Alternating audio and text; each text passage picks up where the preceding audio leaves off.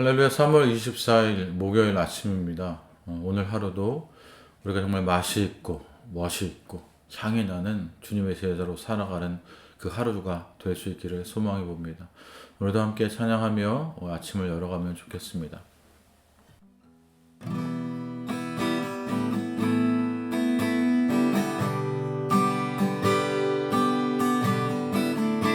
나의 마음을 성경과 같이 나의 마음을 정금과 같이 정결케 하소서. 나의 마음을 정금과 같이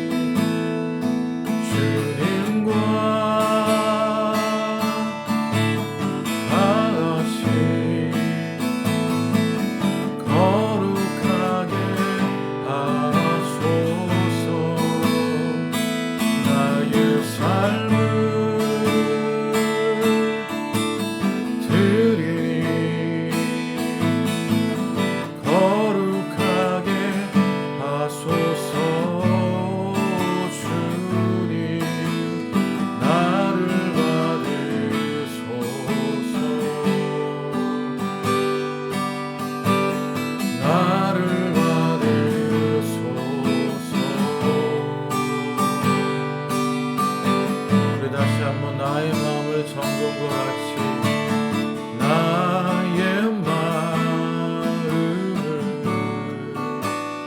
정금과 같이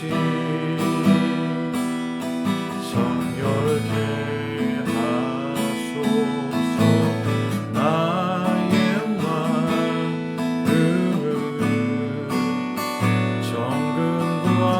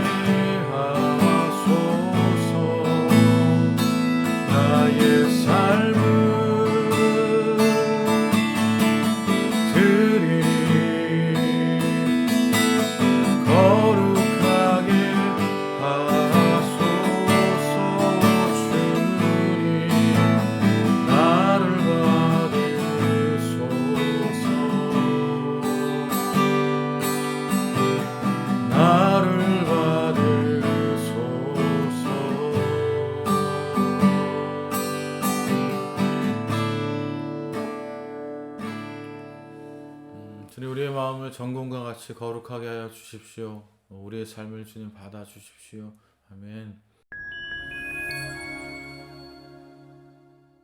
뉴욕대학교 비즈니스스쿨의 교수인 조너선 하이트라는 사람이 쓴 책이 있습니다. 바른 마음이라는 책인데요. 이 책의 한국어판 서문에는 이렇게 써 있습니다.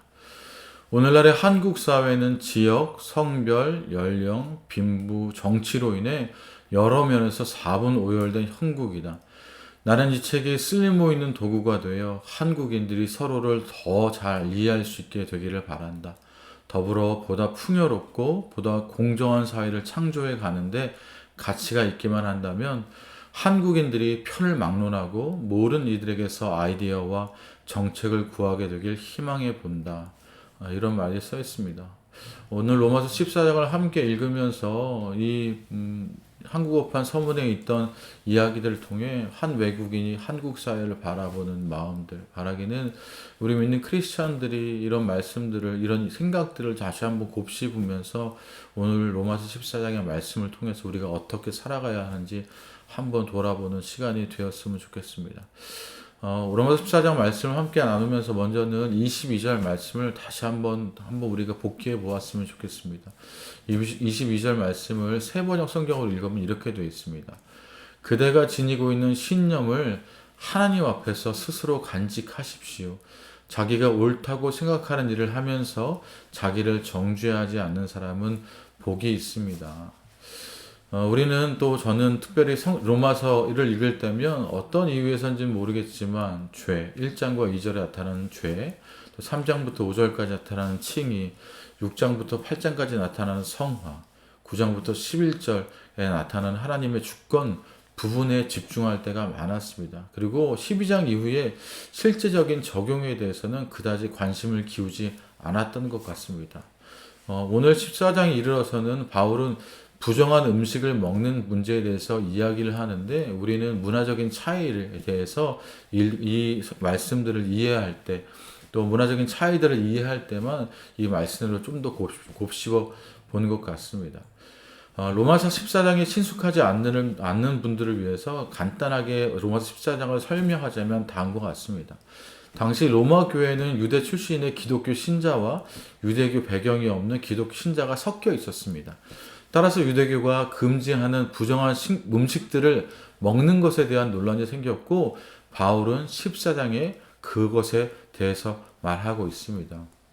바울은 어떤 음식을 먹고 어떤 날은 중요하게 여기고 어떤 날은 중요시 여기고 또 어떤 날은 중요하지 않게 여기며 교회는 예수님의 죽음을 토대로 세워진 교회이기 때문에 서로 상대방의 마음을 상하지 않게 하는 것이 중요하다라고 그렇게 말합니다. 교회는 다양한 사람들이 모여있는 곳입니다. 남녀노소가 모입니다. 어린 아이부터 노인들까지 모입니다. 학벌도 다양합니다. 많이 배운 사람도 있고 또 그렇지 못한 사람도 있습니다. 고향도 천차만별입니다. 전국 각지에 모인 분들이 교회 공동체가 일원이 되어 교회 하나됨을 이룹니다. 교회 공동체가 이렇게 다양한 분들이 모여 있는데 다양함만 있다면 이것은 곧 분열로 이어질 것입니다.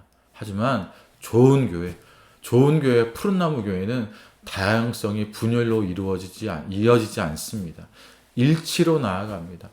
교회가 일치로 나아가는 이유는 그리스도의 복음 때문입니다.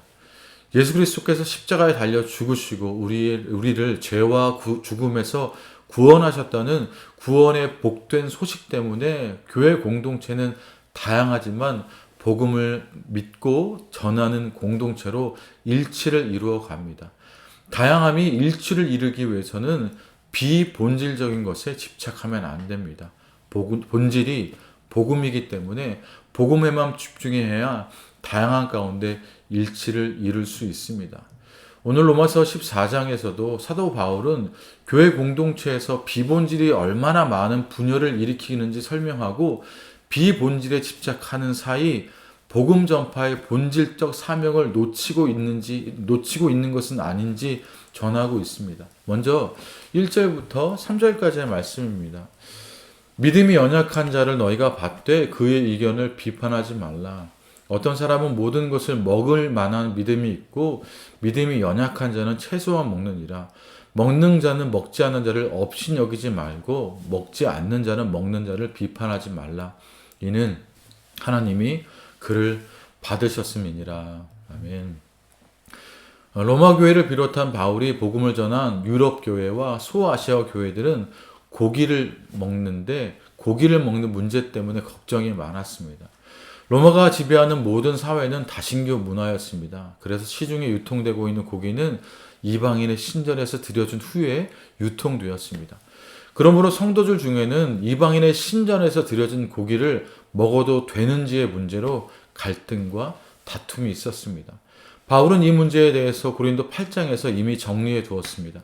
하나님이 거룩하다 하셨으니 우리가 모든 것을 먹을 수 있으나 믿음이 어린 자들, 연약한 자들이 혹시 사도들이 고기 먹는 것을 보고 시험에대로 실족할까 두려워서 바울은 평생 고기를 입에 대지 않았다고 선언했습니다. 그런 측면에서 바울은 로마 교회 성도들에게 고기를 먹고 먹지 않는 문제는 비본질이라고 설명합니다. 먹어도 주를 위하여 먹고 먹지 않아도 주를 위하여 먹지 않는 것인데, 이것 때문에 다투고 갈등하는 것은 하나님께서 그리스도의 피로 값주고 사신 교회를 욕보이는 곳이라고 말했습니다. 또한 로마 교회에는 날의 문제 때문에 다툼이 있었습니다. 우리 다시 한번 5절 말씀을 보면, 어떤 사람은 이 날을 전날보다 낮게 여기고 어떤 사람은 모든 날을 같게 여기나니 각각 자기의 마음으로 확정할지니라. 로마교회 공동체를 이루고 있는 두 집단이 있었는데, 한 그룹은 유대교에서 있다가 개종해서 예수 그리스도를 받아들이고 믿는 사람이었습니다. 또 한 그룹은 이방인이었는데 예수 그리스도의 복음을 받아들인 사람들이었습니다. 이들은 절기를 대하는 태도가 아주 달랐습니다. 유대교에서 개종한 사람들은 세 절기 중에서 유월절을 가장 사랑했습니다. 반면에 이방인이었다가 예수 그리스도를 믿은 사람들은 7.7절, 즉 오순절을 사랑했습니다. 성령이 이 땅에 오심으로 교회가 세워졌다고 생각했기 때문입니다. 유대교에서 개종한 사람들은 민족의 지도자 모세가 제정한 유월절을 사랑했고, 모세의 숨결에 살아있는 유월절을 생명처럼 여겼습니다. 이 문제로 교회는 다툼이 많았습니다. 안식일과 주일을 대하는 태도도 달랐습니다. 유대교에서 개종한 사람들은 구약적인 의미에서 안식일을 소중하게 여겼지만, 이방인이었다가 그리스도를 믿은 사람들은 주님이 부활하신 주일을 훨씬 중요하게 여겼습니다. 그런데 바울은 날이 중요한 것은 아니라고 말합니다. 자기 마음으로 좋은 날을 확정하면 그것으로 충분하다고 말합니다. 모든 날은 하나님의 날이니 날은 중요하지 않으며, 나를 논하는 것 자체가 비본질적인 것이니 이것 때문에 다투는 것이 하나님의 마음을 아프게 하는 것이며 복음을 헛되이 하는 것이라고 사도 바울은 말합니다. 그래서 8절에 이렇게 말합니다. 우리가 살아도 주를 위하여 살고 죽어도 주를 위하여 죽나니 그러므로 사나 죽으나 우리가 주의 것이로다. 이 말씀이 아주 중요합니다. 고기를 먹는다고 비판하는 형제들, 채소만 먹는다고 업신 여기는 형제들, 이 날을 전날보다 낮게 여긴다고 무시하는 형제들, 그 모든 형제들이 다 주의 것이라는 말씀입니다. 우리는 모두 예수 그리스도께서 피로 값주고 사신 교회 공동체의 일원이기 때문에 누구든 서로 어느 누구도 무시할 수 없습니다. 저희 여러분은 어떻습니까? 우리는 비본질적인 것, 아무것도 아닌 문제 때문에 서로 갈등하고 분열한 적은 없습니까? 지금도 마음속에 나는 저 사람을 받아들일 수 없다고 선을 긋고 있는 분들도 있을 것입니다. 저 또한 그렇습니다. 그러나 우리가 함께 곰곰이 생각해 볼 수 있기를 원합니다. 과연 그것이 복음 때문인지 비본질적인 것 때문인지 말입니다. 비본질적인 것 때문에 형제를 받아들이지 못하고 있다면 훗날 하나님의 심판대 앞에 서서 할 말이 없을 것입니다. 그래서 10절은 이렇게 말합니다. 내가 어찌하여 내 형제를 비판하느냐? 어찌하여 내 형제를 업신 여기느냐? 우리가 다 하나님의 심판대 앞에 서리라. 여기서 바울이 말한 비판이란 단어는 건전한 비판이 아니라 차별을 의미하는 단어입니다. 나와 다르다고 형제를 차별하는 것은 하나님의 심판대 앞에서 피하지 못할 책망거리가 된다는 뜻입니다. 우리 모두 이 세상을 떠나면 하나님의 심판대 앞에 서게 될 것입니다. 목사든 중직자이든 리더십이든 평신도이든 누구나 하나님의 심판대 앞에 서게 될 것인데, 형제를 차별한 그 죄값을 우리는 똑똑히 기억해야 할 것입니다. 우리가 이 말씀을 기억하고 복음이 아닌 비본질 때문에 교회 공동체를 분열하고 갈라놓은 적이 있다면 우리 스스로 돌이킬 수 있기를 원합니다. 그리고 바울은 결론적으로 이렇게 말합니다. 17절입니다. 하나님의 나라는 먹는 것과 마시는 것이 아니요 오직 성령 안에 있는 의와 평강과 희락이라. 하나님의 나라는 먹고 마시는 것이 아니라고 말했습니다. 고기를 먹든 채소를 먹든 비본질적인 것은 하나님 나라에 해당되는 것은 아니고, 하나님의 나라는 오직 그리스도께서 말씀하신 의와 평강과 희락입니다. 오늘 이 말씀을 좀 더 확장시켜서 우리가 좀 더 우리 일상을 들여다보며 함께 더 보았으면 좋겠습니다. 제가 특별히 22절을 주목하게 된 것은, 앞서 22절을 읽으며 주목하게 된 것은 바울이 말한 신념에 대한 태도 때문입니다. 세 번역으로 다시 읽자면 그대가 지니고 있는 신념을 하나님 앞에서 스스로 간직하십시오. 신념 혹은 옳고 그름에 대한 기준이 누구에게나 필요한 것이지만 그 방향이 다른 이에게 향한다면 판단에 차별에 그치게 된다. 인간은 판단을 바꿔서 고치기보다는 반발하고 상처를 받습니다. 게다가 그 판단과 차별이라는 것이 평소에 우리가 신뢰하던 사람으로부터 온다면 더욱 그러할 것입니다. 그리고 더욱 중요한 것은 옳고 그름이라는 것이 대부분 바울이 로마서에서 말하는 복음의 핵심과 별로 상관이 없는 비본질적인 것이기 때문입니다. 또한 이것이 이 말씀 22절의 말씀이 오늘날 저에게 더 다가왔다는 것은 이 문제가 단순히 교회에서의 다툼과 분열에 그치는 것이 아니라는 생각이 들어서입니다. 현대를 살아가는 우리는 많은 충돌, 다툼, 갈등들이 옳고 그름의 문제에 있어서 오기 때문에 그러하다고 생각합니다. 도덕이나 가치 같은 것들이 사람들의 차이, 좌나 우, 근본주의, 세속주의 등등 이런 차이를 결정짓는 것이 중요한 문제이지만 흔히 다른 사람이 나와 같은 도덕 감각을 갖고 있지 않다는 가정 때문에 쉽게 간과되지 않는가 하는 생각이 듭니다. 이를테면 아이를 때려서라도 훈계를 시키는 것이 옳을까? 안전기준법을 지키지 않아 다친 사람들을 국가에서 얼마나 책임져야 할까? 무례한 어른을 공경해야 할까? 그렇다면 어느 수준까지 그렇게 해야 할까?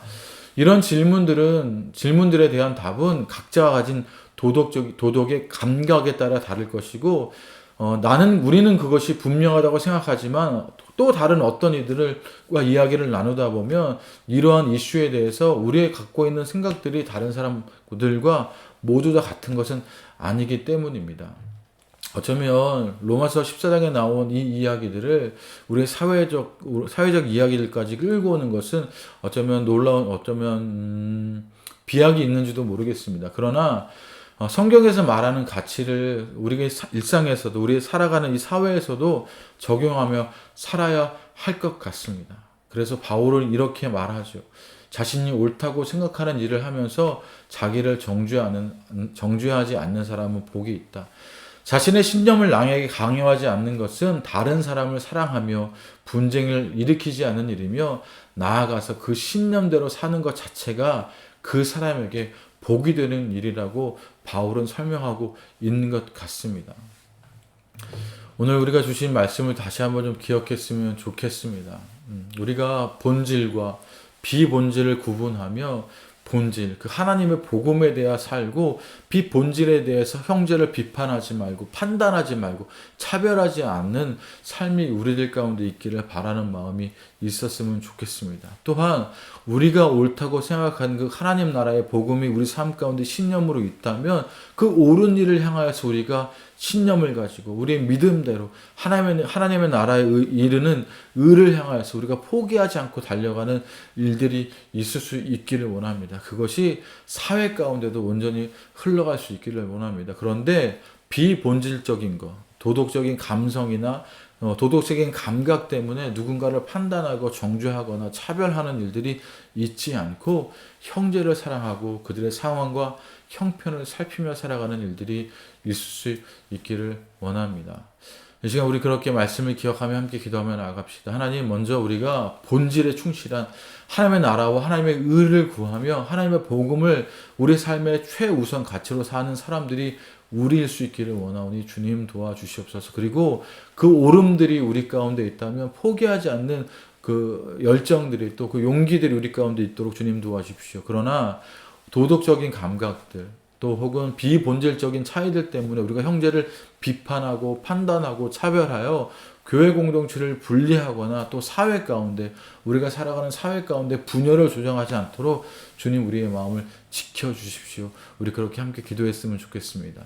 또 여러분께 함께 한 가지 더 기도 부탁드리는 것은 우리 다음 세대들이 그렇게 본질이 무엇인지 삶 가운데서 우리 다음 세대들이 꼭 가져야 할 삶의 본질이 무엇인지 그 하나님의 나라의 복음이 무엇인지 깨달아가는 믿음의 사람들이 될 수 있도록 비본질을 제쳐두고 본질, 더욱더 삶의 우선순위를 갖는 우리 다음 세대가 될 수 있기를 소망하며 함께 기도의식을 부탁드립니다. 우리 그렇게 함께 기도하며 나아갑시다.